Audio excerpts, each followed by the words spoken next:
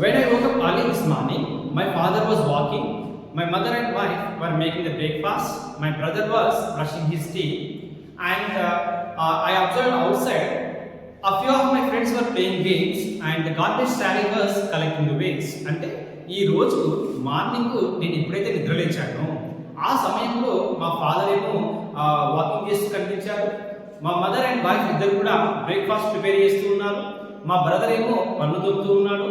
అదేవిధంగా నేను బయటికి వెళ్ళి చూస్తే కొంతమంది మిత్రులేమో గేమ్స్ ఆడుతూ కనిపించారు, అండ్ ద గార్బేజ్ ట్రాలీ వాళ్ళు అంటే మున్సిపాలిటీ వాళ్ళు చెత్త కలెక్ట్ చేస్తూ వెళ్ళారు. అంటే ఈ అంశాలన్నీ కూడా ఇప్పుడు జరుగుతున్నటువంటి పనులు కాదు కదా, సో మార్నింగ్ జరుగుతున్నటువంటి పనులు కదా. ఇలా గడిచిన కాలంలో కొనసాగుతున్నటువంటి పనుల గురించి చెప్పేందుకు మనం ఉపయోగించే టెన్స్ ఏదైతే ఉందో దాన్ని పాస్ట్ కంటిన్యూస్ టెన్స్ అని చెప్పడం జరుగుతుంది.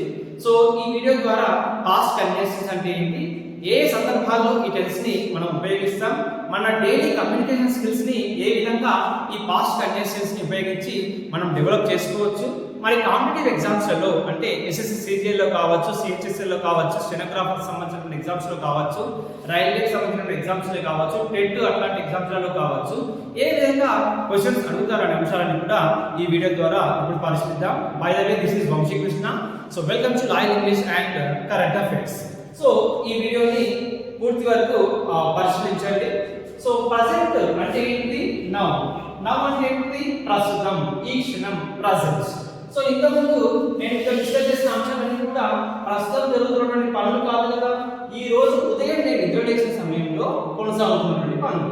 అంటే ఫర్ ఎగ్జాంపుల్ నేను 6 గంటలకి ఈ రోజు నిద్ర లేచాను, సో ఆ సమయంలో కొనసాగుతున్నటువంటి పనులు. అంటే ఆ సమయంలో ఏమేమి పనులు సాగుతున్నాయని చెప్పాను నేను. For example, my father was walking, అంటే మా ఫాదర్ వాకింగ్ చేస్తూ ఉన్నారు. ఇంకా ఏం చెప్పాను, my mother and wife were making breakfast. So మా మదర్ అదేవిధంగా వైఫ్ ఇద్దరు కలిసి బ్రేక్ఫాస్ట్ ప్రిపేర్ చేస్తూ ఉన్నారు అని చెప్పడం జరిగింది. సో ఈ రెండు సెంటెన్సెస్ ని పరిశీలించండి. సో మై ఫాదర్ అనేది సబ్జెక్ట్, ఇక్కడ మై మదర్ అనేది ఒక సబ్జెక్ట్ అండ్ వైఫ్ అనేది ఒక సబ్జెక్ట్. అంటే ఇక్కడ ఇద్దరు పర్సన్స్ ఉన్నారు, ఆ ఇద్దరు పర్సన్స్ ని అండ్ అనే కండిషన్స్ ని యూజ్ చేసి కంబైన్ చేయడం జరిగింది. So combination of two subjects, it is also we can say simply subject, combine subjects. So subject subject, so structure ఎలా ఉంటుంది, సబ్జెక్ట్స్. ఇక్కడ చూస్తే వాజ్ అనే హెల్పింగ్ వర్బ్ యూజ్ చేసాం, ఇక్కడ చూస్తే వర్ అనే హెల్పింగ్ వర్బ్ యూజ్ చేసాం. మరి ఎందుకు ఇక్కడ వాజ్ అంటే సబ్జెక్ట్ ఇక్కడ సింగులర్ కాబట్టి, మరి ఎందుకు ఇక్కడ వర్ అంటే ఇక్కడ రెండు సబ్జెక్ట్స్ ఉన్నాయి అంటే ప్లూరల్ సబ్జెక్ట్ కాబట్టి వర్ అనే హెల్పింగ్ వర్బ్ యూజ్ చేసాం. అంటే హెల్పింగ్ వర్బ్స్ ఏంటి మనకు, వాజ్ ఆర్ వర్.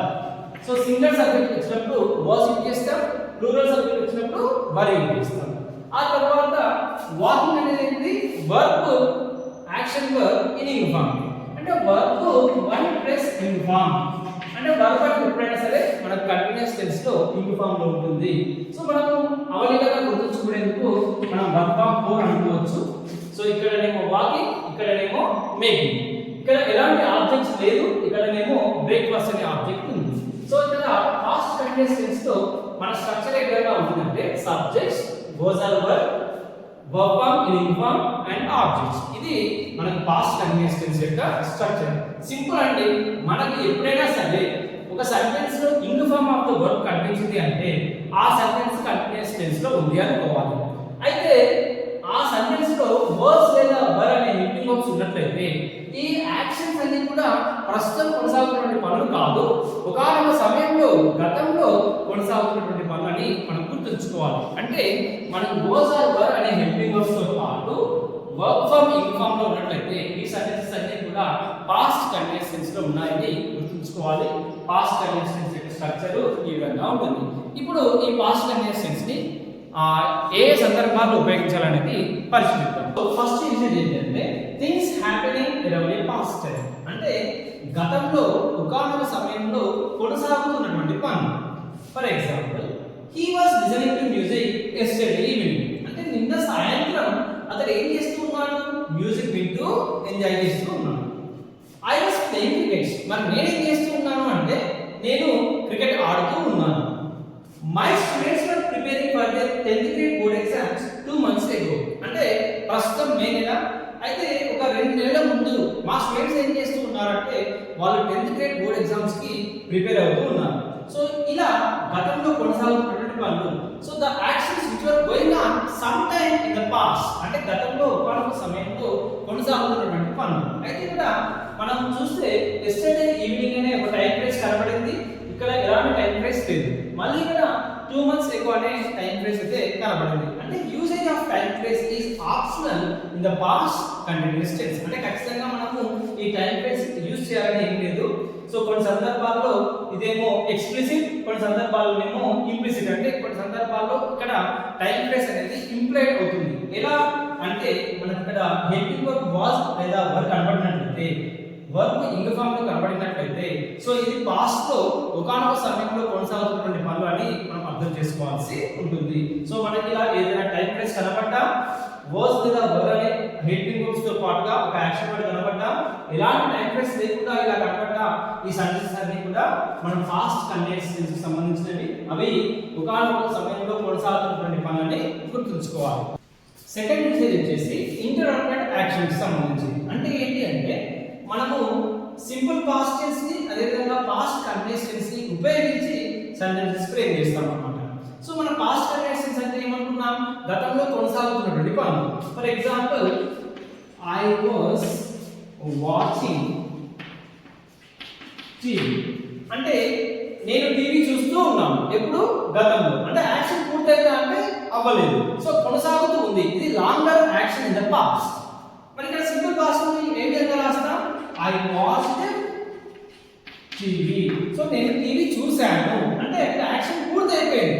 సో ఇక్కడ సింపుల్ పాస్ట్ టెన్స్ అనేది యాక్షన్ పూర్తి అయిపోయింది. ఇది shorter action. Past continuous tense అనేది పూర్తి అవ్వలేదు, ప్రోగ్రెస్ లో ఉంది, అంటే ఇంకా కొనసాగుతూ ఉంది. So longer action. So when one action was going on in the past, if suddenly another action interrupted that, so another action enters that and joins with the continuous action. In that case also we can go for using past continuous tense. అంటే simple past tense ని past continuous తో కలిపి use చేస్తాం.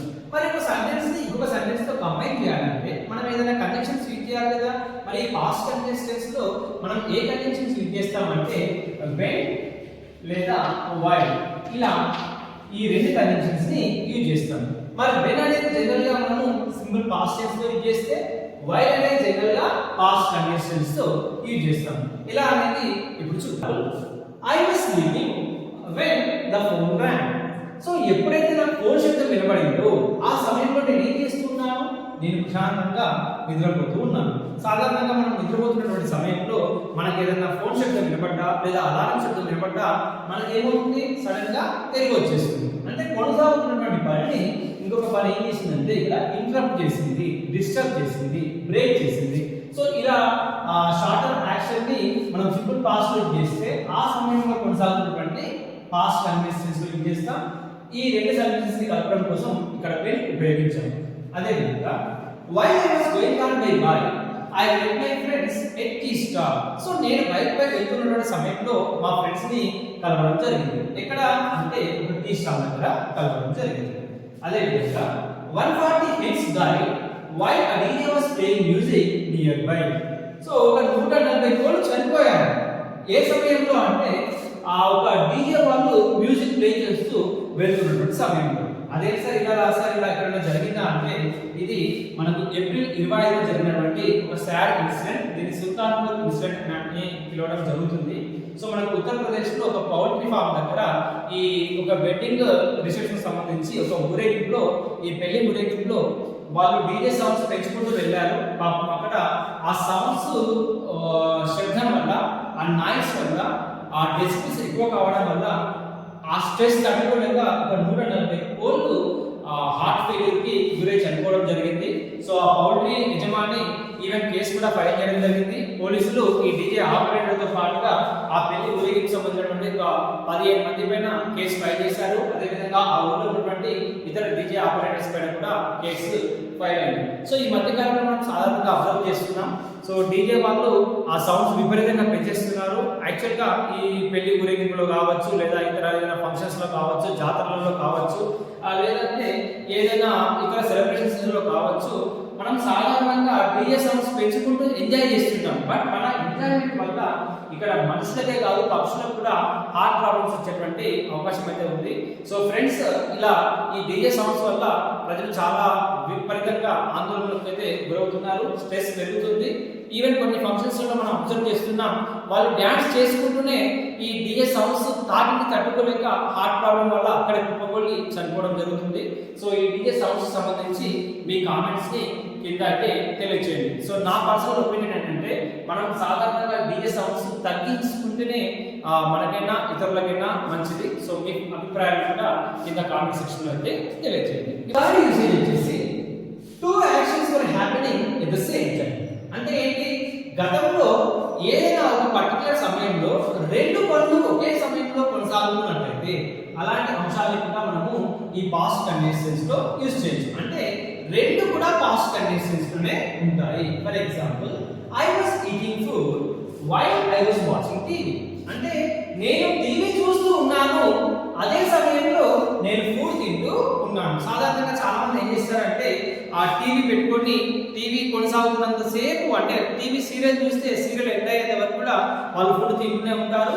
So ఇది మనం ప్రస్తుత కాలంలో అయితే ప్రజెంట్ కండిషన్స్ లో చెప్పొచ్చు. అయితే ఇది గతానికి సంబంధించిన అంశం కాబట్టి పాస్ట్ కండిషన్స్ లో యూజ్ చేయడం జరిగింది. అదే విధంగా while RR and DC were playing IPL match we were watching. So మనం నిన్న తీసుకున్నట్లయితే రాజస్థాన్ రాయల్స్ వాళ్ళు, అదే విధంగా ఢిల్లీ క్యాపిటల్ వాళ్ళు ఐపీఎల్ మ్యాచ్ ఆడుతూ ఉన్నారు. సో వాళ్ళు ఆడుతున్నటువంటి సమయంలో మనం ఏం చేస్తున్నాం? టీవీలో కట్టుకొని వాళ్ళ మ్యాచ్ చూస్తూ ఉన్నాం కదా.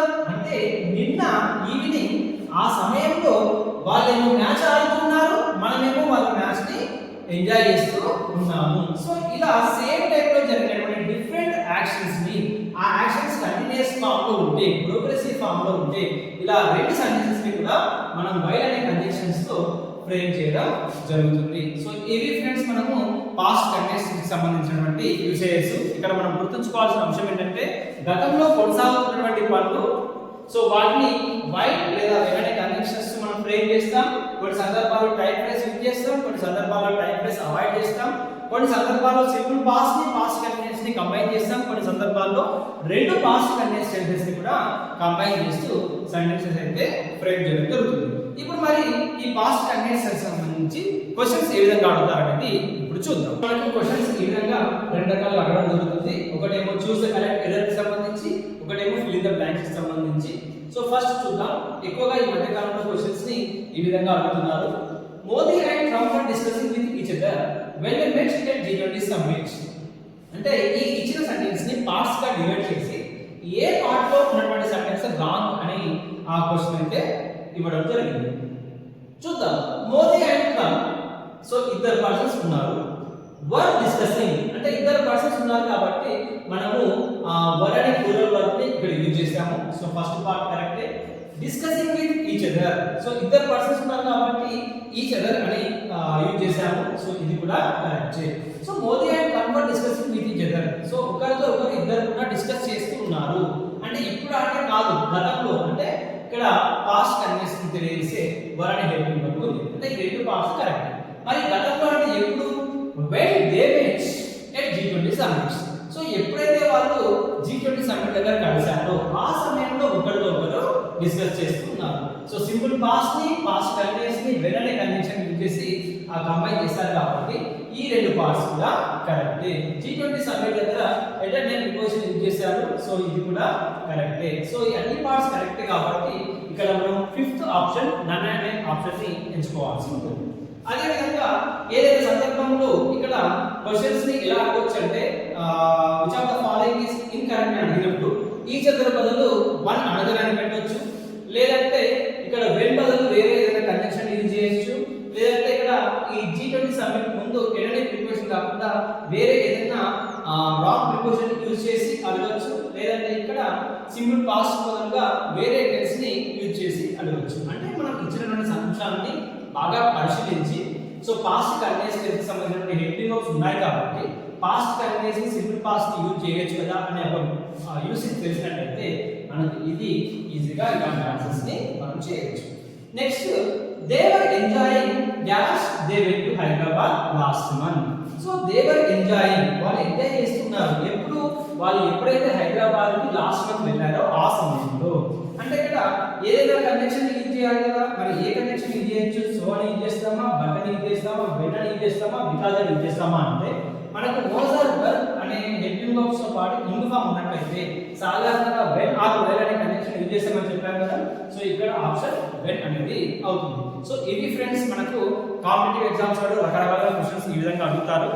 ఈ పాస్ట్ కంటెన్సెన్స్ ని కేవలం ఎగ్జామ్స్ పరంగానే కాకుండా మన డైలీ లైఫ్ లో కమ్యూనికేషన్ స్కిల్స్ ని డెవలప్ చేసుకోవడానికి కూడా యూజ్ చేసుకోవచ్చు. ఎలా అంటే ఈ రోజు మీరు నైట్ పడుకునే ముందు మార్నింగ్ నుంచి నైట్ వరకు ఏమేమి పనులు చేస్తూ ఉన్నారు అనేది మీరు డైరీలో రాసుకోండి. ఎలా రాసుకుంటారంటే ఇంగ్లీష్లో. అంటే ఫర్ ఎగ్జాంపుల్ మార్నింగ్ నేను ఎప్పుడైతే నిద్ర లేచానో మా మదర్ ఏం చేస్తున్నారు, ఫాదర్ ఏం చేస్తున్నారు, బ్రదర్ ఏం చేస్తున్నారు అని చెప్పాను కదా. అదేవిధంగా మీరు మార్నింగ్ నుంచి నైట్ వరకు ఏమేమి చేస్తూ ఉన్నారు అనేది డైరీలో రాసుకుంటూ వెళ్ళినట్లయితే ఆ రాసుకున్నటువంటి సెంటెన్సెస్ని ప్రాక్టీస్ చేస్తూ ఉన్నట్లయితే అవలీలగా మీరు స్పోకెన్ స్కిల్స్ని డెవలప్ చేసుకోగలుగుతారు. ఇంగ్లీష్లో ఎవరి తోడైనా సరే మీరు అనర్గళంగా మాట్లాడగలుగుతారు. ఇవి ఫ్రెండ్స్ పాస్ట్ కంటిన్యూస్ కి సంబంధించినటువంటి అంశాలు. సో ఈ వీడియో కనుక మీకు నచ్చినట్లయితే వీడియో కింద ఒక లైక్ ఇవ్వండి. అదేవిధంగా కాంపిటేటివ్ ఎగ్జామ్స్ ప్రిపేర్ అవుతున్నటువంటి లేదా స్పోకెన్ స్కిల్స్ డెవలప్ చేసుకోవాలనుకున్నటువంటి మీ బంధుమిత్రులకి ఈ వీడియోని అయితే తప్పనిసరిగా షేర్ చేయండి. సో అదేవిధంగా ఈ డీజే సౌండ్స్ సంబంధించినటువంటి మీ ఐడియాస్ని కింద కామెంట్ సెక్షన్లో టైప్ చేయండి. సో మరొక వీడియోతో మళ్ళీ కలుద్దాం. Thank you.